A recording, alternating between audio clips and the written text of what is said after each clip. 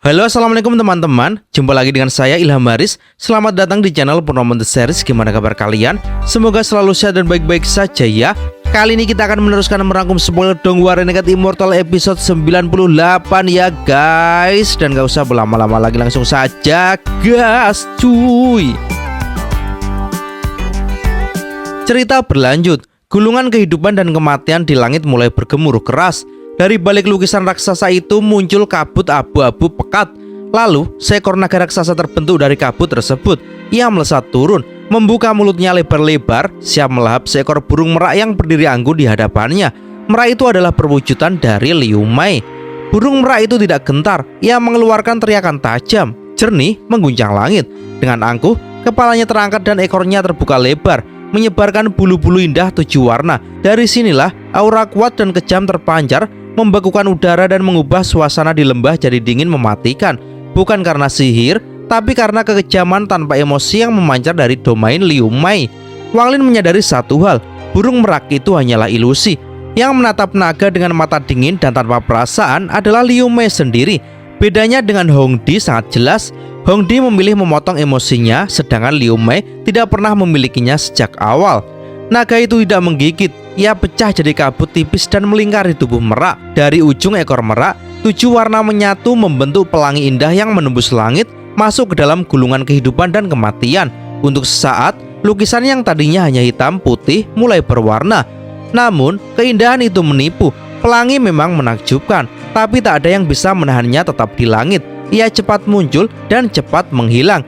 Begitu pula merak Liu Mei. Bukan ekornya yang indah menandakan bukan kemenangan, melainkan kehancuran. Gulungan langit kini memiliki warna kehidupan. Tapi Liu Mei masih belum puas.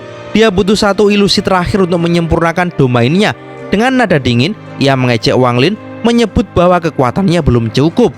Jika Wang Lin tak bisa menghentikannya tanpa bendera jiwa, maka semua ini hanyalah buang-buang waktu. Wang Lin tidak terpancing emosi. Ia hanya menatap gulungan itu dan perlahan mengirim seutas gas merah muda ke dalamnya. Gas itu berputar lalu berubah menjadi sosok wanita yang mempesona. Bukan Limuan, tapi sosok misterius yang dikenal Suli Guo sebagai Meiji, peri kecil yang dulu disegel. Dialah kartu truf Wang Lin. Meiji tertawa lepas, penuh hasrat, seolah baru saja dibebaskan dari kurungan panjang. Suaranya seperti lagu dan bahkan Wang Lin sempat terdiam beberapa saat karena dampak auranya. Gulungan langit bergetar. Meiji melompat dari dalam lukisan, berubah menjadi kabut merah muda, lalu jatuh bagai meteor ke arah burung merak Liu Mei. Sesaat, merak itu, Liu Mei, menunjukkan keraguan. Keraguan ini bukan sekedar ragu dalam pertarungan, tapi keraguan dalam hati, sesuatu yang sangat jarang dari Liu Mei. Wang Lin tak menunggu lebih lama, kabut merah muda memasuki mata merak. Lalu tubuh makhluk itu pecah jadi cahaya, memperlihatkan Liu Mei yang duduk di altar. Wajahnya kini memerah, bukan karena marah, tapi karena efek hasrat yang membakar dari dalam. Wang Lin tidak peduli, baginya ini bukan soal menang atau kalah, dendam atau benci. Ini hanya tentang misi. Liu Mei yang mengganggunya terus-menerus kini telah ditundukkan, saatnya maju. Wang Lin melangkah ke altar, memasuki bagian dalam makam besar. Tujuannya yaitu satu, menemukan makam Vermilion generasi pertama dan mengambil kembali pecahan jiwanya. Namun jauh di sisi timur benua Vermilion, sebuah rencana lain tengah disusun. Para tetua dari klan Forsaken Immortal sedang mengelilingi sebuah tengkorak bertato misterius. Tato itu lebih kompleks dari yang pernah dimiliki Wang Lin. Di antara mereka, leluhur ketiga, sosok wanita memikat. Mendadak terdiam, ia merasakan sesuatu. Ia merasakan bahwa bagian dari domain miliknya dulu sedang berusaha menghidup kembali dirinya, dan ia tidak akan membiarkannya. Di puncak kegelapan makam Vermilion, takdir kembali menenun benang yang rumit. Ketika Wang Lin bersiap untuk berpindah menggunakan altar kuno, badai merah muda meletus dari tubuh Liu Mei, mengacaukan segalanya. Itu bukan sembarang kabut, itu adalah pecahan domain kuno, domain nafsu, peninggalan sang leluhur ketiga. Meiji, manifestasi dari hasrat paling dalam Liu Mei, mencoba mengambil alih tubuhnya. Namun, karena campur tangan tak terduga dari sang leluhur, Meiji malah mengalami kehancuran. Jiwanya tercerai-berai, kekuatannya hancur, dan semuanya terhisap kembali ke dalam Liu Mei. Dalam kekacauan itu, domain terakhir Liu Mei tercipta. Ilusi ke-1000 dari domain 1000 ilusi yang kejam adalah dirinya sendiri. Kabut merah muda menyapu wilayah puluhan ribu kilometer, bukan sebagai mantra, tapi sebagai perwujudan domain. Dunia berubah menjadi lautan ilusi yang memabukkan. Gunung, lembah, udara, semuanya diselimuti oleh misteri berwarna merah muda yang samar dan menggoda. Wang Lin meski kuat tak luput, sebagian kecil kabut menyusup ke dalam pori-porinya. Ia mencoba bertahan, namun domain ini berada di atas apapun yang pernah ia hadapi. Untuk pertama kalinya, dia kehilangan kendali.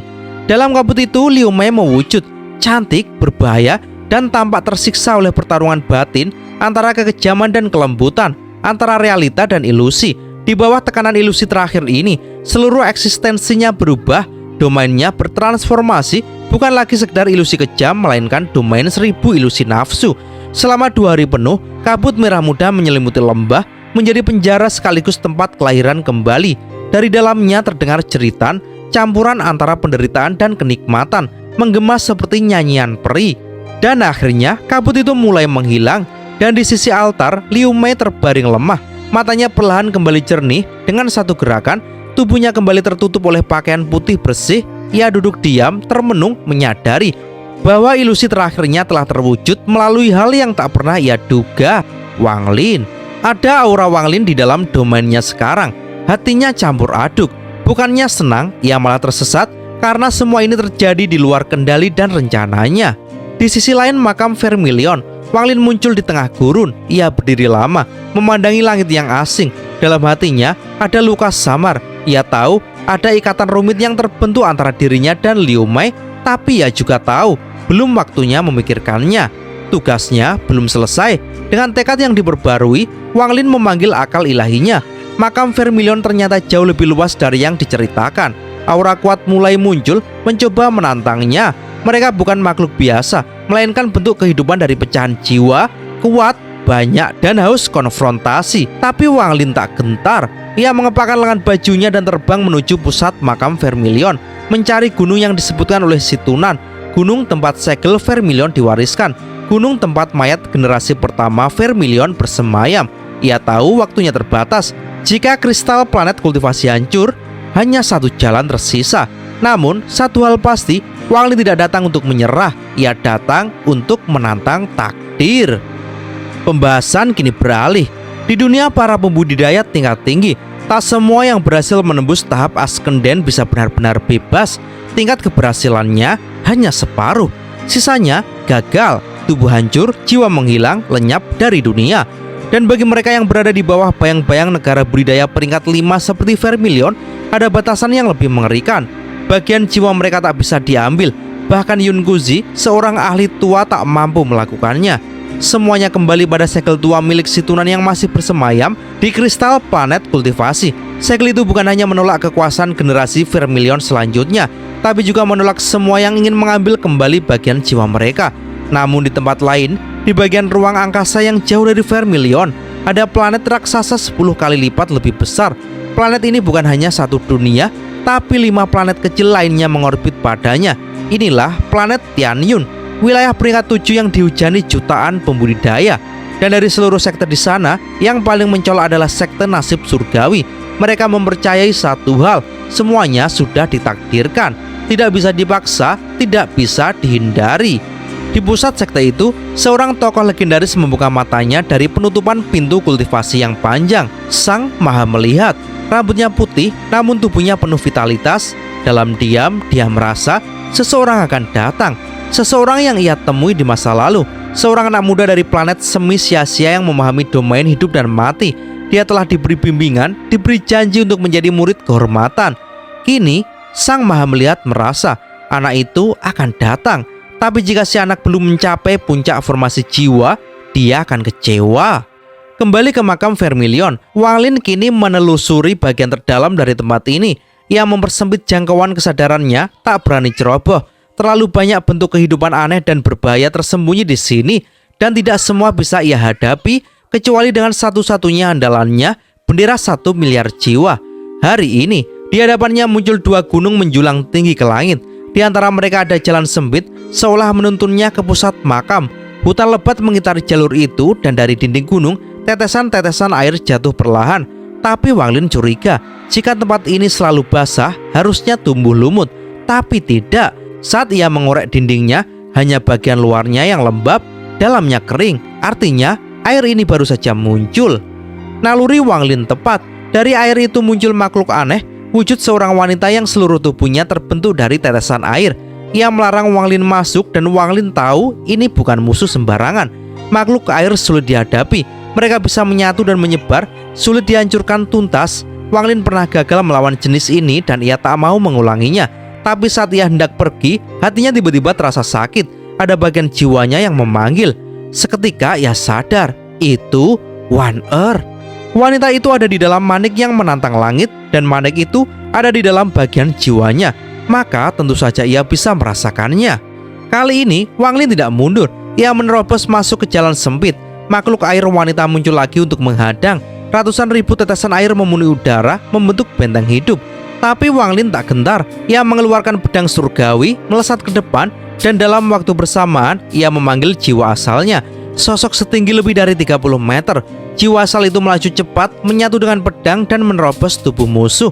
Jiwa Wang Lin membelah diri, menyusup ke seluruh tetesan air dan menyegel tiap potongan jiwa yang membentuk makhluk itu. Dalam hitungan detik, makhluk itu runtuh dan Wang Lin terus melaju, menembus ke dalam, menuju panggilan yang datang dari kedalaman hatinya, menuju Limuwan.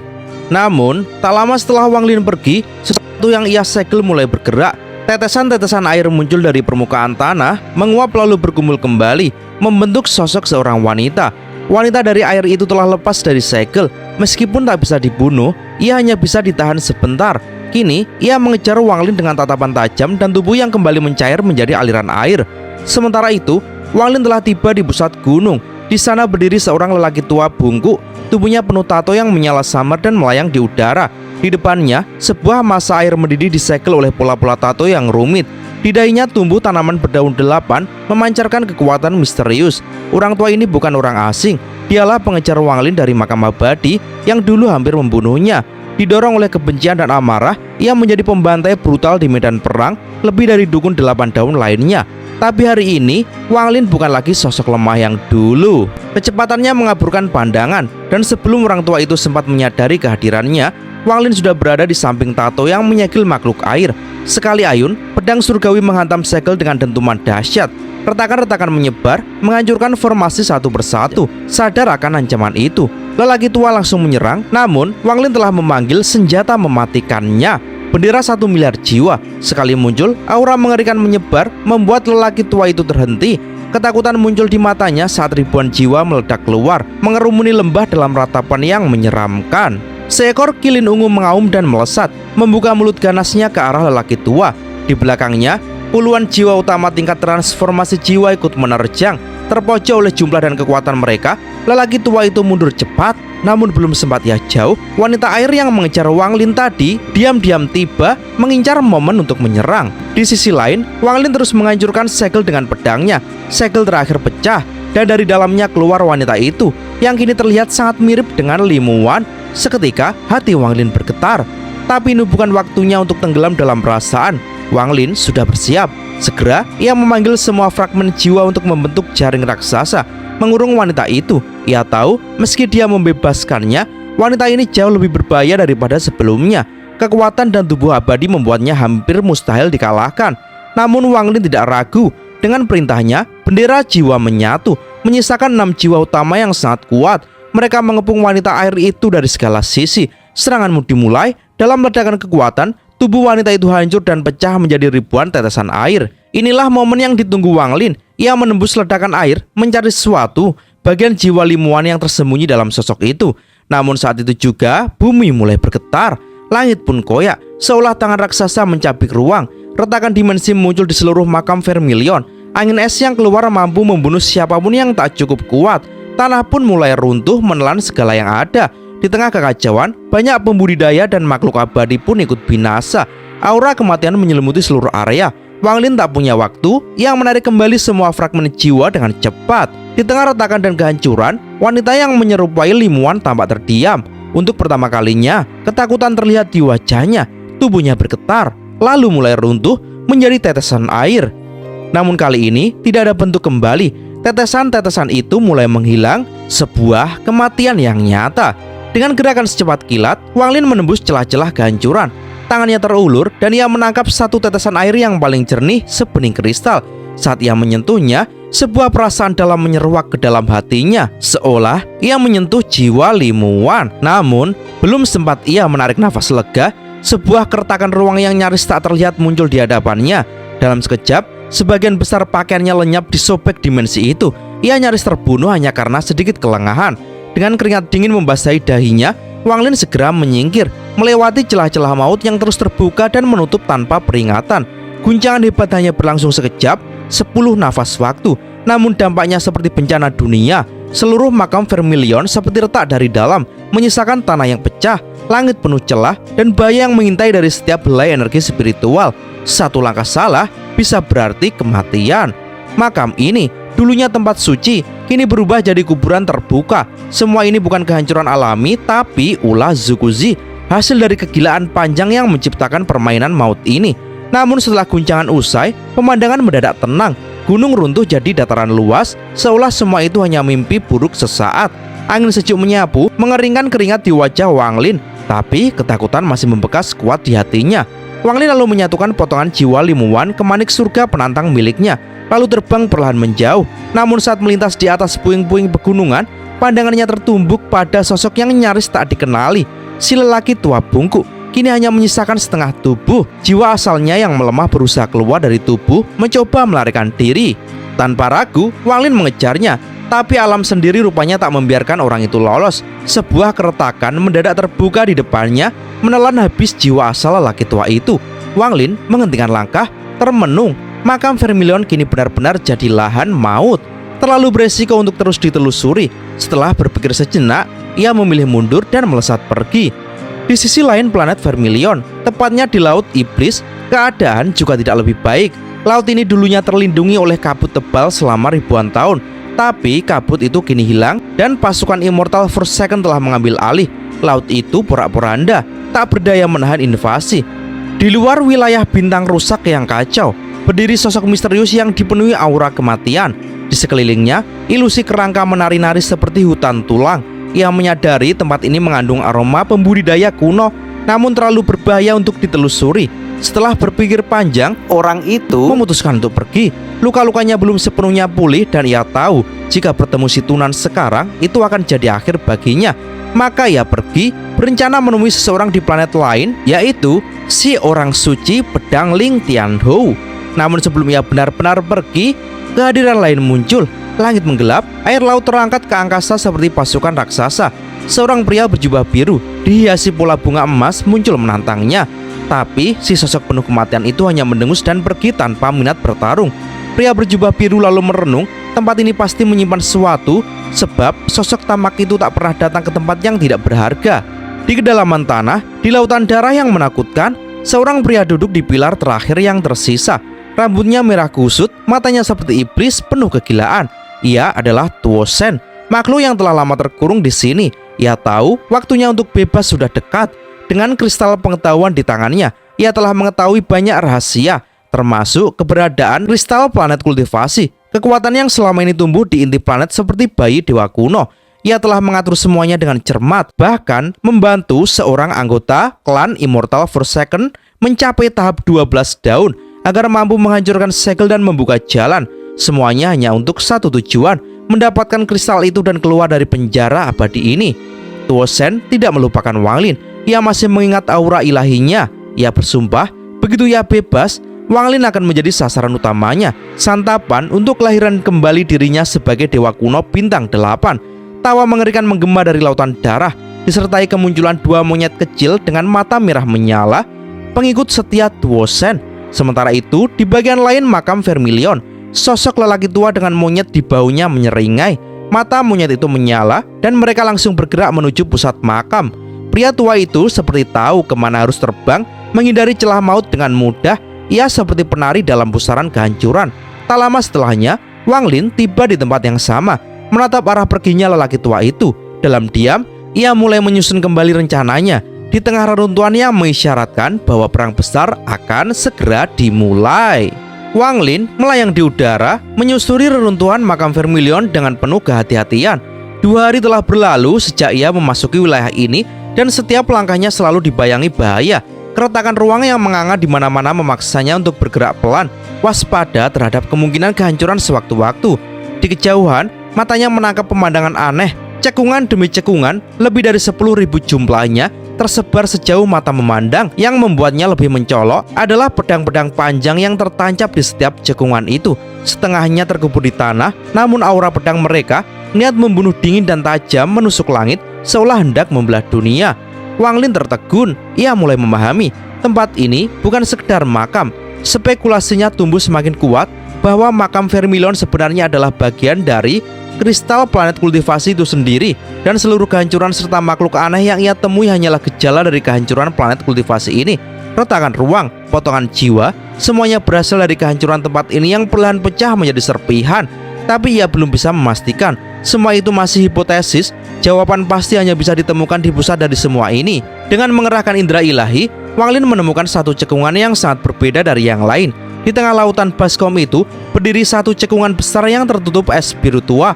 Dari sanalah niat pedang paling kuat memancar, menusuk langit dengan kesombongan luar biasa. Aura ini begitu akrab, seolah Wang Lin pernah merasakannya di alam surgawi. Ia tak ragu lagi, sesuatu yang luar biasa tersembunyi di sana. Namun, bahkan sebelum ia bisa melangkah lebih jauh, sebuah pedang terbang keluar dari salah satu baskom. Pedang perak biasa, panjangnya 3 kaki, langsung meluncur ke arahnya dengan suara hum tajam. Ini bukan sekedar benda mati, ia hidup, dipenuhi rasa sombong dan mencoba mengusirnya. Tapi Wang Lin tidak gentar. Dengan tenang, ia memanggil pedang surgawi dan melepaskan roh pedangnya, Suli Guo. Seperti biasa, Suli Guo muncul dengan gaya lebay dan celotehan sok hebat. Namun begitu melihat pedang perak itu, wajahnya langsung berubah. Tanpa perlu bertarung, pedang itu mundur ketakutan. Suli Guo mengejarnya dengan semangat membara, bangga karena akhirnya bisa menakuti sesuatu. Wang Lin pun terus berjalan, membiarkan Suli Guo membuka jalan. Anehnya, semua pedang harta yang mereka lewati memilih mundur setelah melihat Suli Guo, seolah tunduk pada kekuatan roh pedang yang satu ini. Pemandangan itu begitu aneh, namun juga membuat perjalanan Wang Lin menjadi lebih lancar. Tak banyak retakan yang mereka temui, dan semakin mendekati pusat, semakin tenang pula medan yang harus mereka lalui.